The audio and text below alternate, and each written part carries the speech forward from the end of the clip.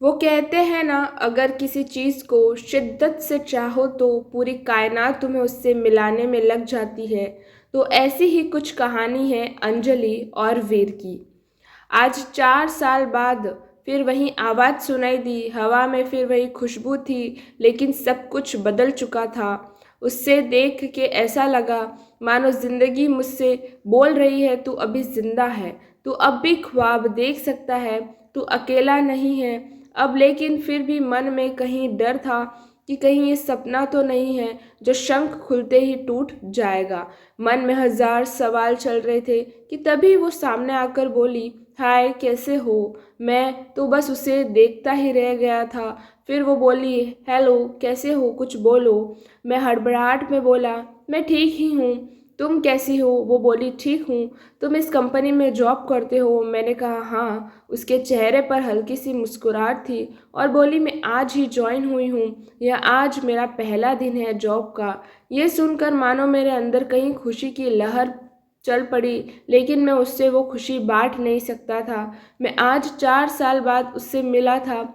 वो मेरी पहली मोहब्बत थी। हम दोनों साथ में बहुत खुश थे, लेकिन फिर एक दिन आया जब वो मुझसे जुदा हो गई। आखिरकार गलती भी मेरी ही थी। असल में वो मुझे छोड़ के नहीं गई थी, मैंने ही कुछ गलत कर दिया था उसके साथ। मैं ही बहक गया था किसी और के लिए। और लेकिन वो कहते हैं ना, प्यार अगर सच्चा हो तो बुरे से बुरा इंसान को भी बदल देता है।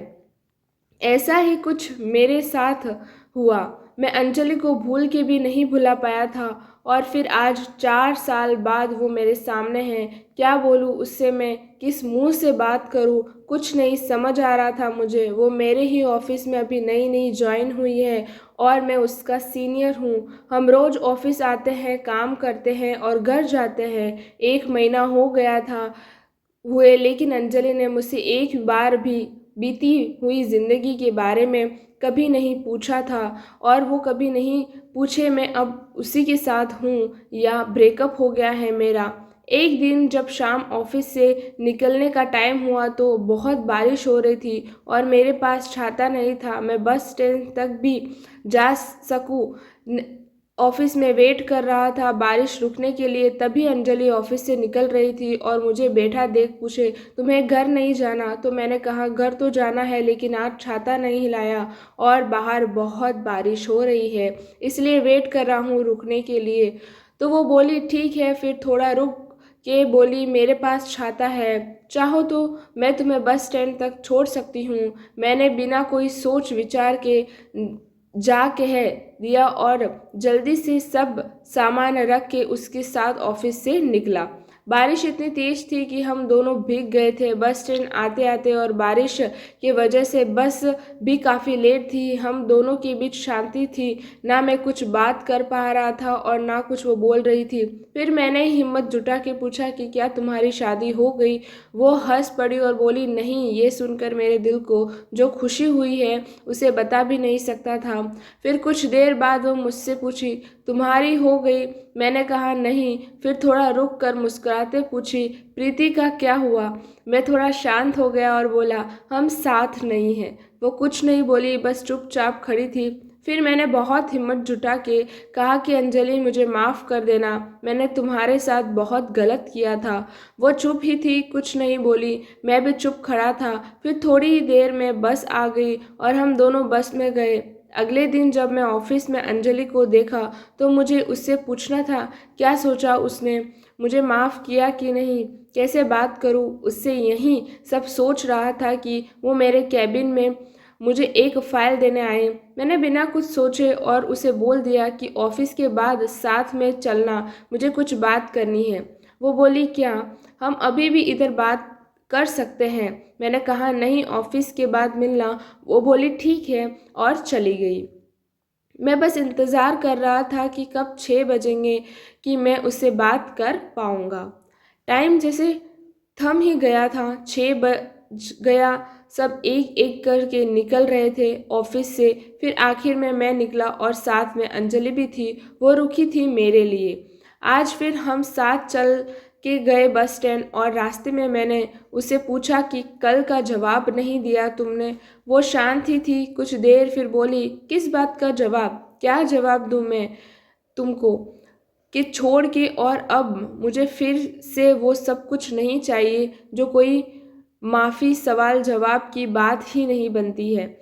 मैंने उससे बहुत मनाने की कोशिश की, लेकिन वो नहीं मानी। 5 महीने हो गए थे हमें एक ही ऑफिस में काम करते हुए, लेकिन हम दोनों की अब एक दूसरे से बात नहीं करते थे उस दिन के बाद। मैंने बहुत बार कोशिश किया कि अंजलि को मैं मना लूँ, उससे ये कह सकूँ कि हाँ मुझसे गलती हो गई थी, लेकिन मैं तुम्हारे बिना नहीं रह पाऊँगा। तो तुम इस ऑफिस में ज्वाइन हुई हो उससे पहले से मैंने तुम्हें कांटेक्ट करने की कोशिश किए था, लेकिन नहीं हुआ, और जब तुम इस ऑफिस में आई तो मेरी खुशी का कोई ठिकाना ही नहीं रहा। लेकिन मुझ में तुमसे बात करने की हिम्मत नहीं होती थी। मुझे पता था कि तुम अब भी मुझसे प्यार करती हो, लेकिन कहती नहीं हो। एक दिन मैंने ही कुछ सोचा और ऑफिस में आकर सबको अपनी शादी की खबरें दे दी। अगले महीने मेरी शादी होने वाली है। ये सुनकर ऑफिस में सब मुझे बधाइयाँ देने के लिए आए, लेकिन अंजलि नहीं आई। शाम को मैं खुद उसके पास गया और पूछा कि क्या तुम्हें खुशी नहीं हो रही है कि मेरी शादी होने वाली है।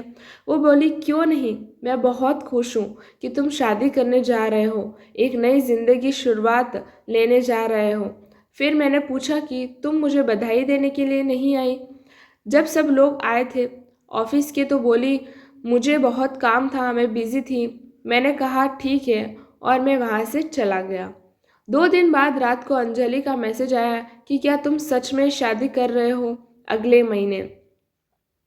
मैंने कहा हाँ। अगले दिन अंजलि ऑफिस में नहीं आई थी। मैंने सोचा, मैं सब गया कि क्या हो गया, वो आई क्यों नहीं। फिर मैंने अपने कलीग को कहा कि अंजलि को फ़ोन करके पूछे कि वो ऑफिस क्यों नहीं आई है। उसने फ़ोन किया तो पता चला कि उसे बहुत तेज़ बुखार है और वो घर पर अकेली है।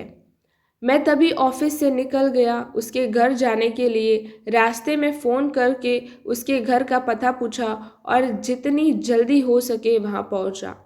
वहाँ जाके देखा तो वो अकेली थी और उससे बहुत ठंड लग रही थी, कंबल में सोई थी। मैं जल्दी से उसे उठा के अस्पताल लेकर गया। शाम तक उसका बुखार ठीक हुआ तो डॉक्टर ने उसे मिलने की इजाज़त दी।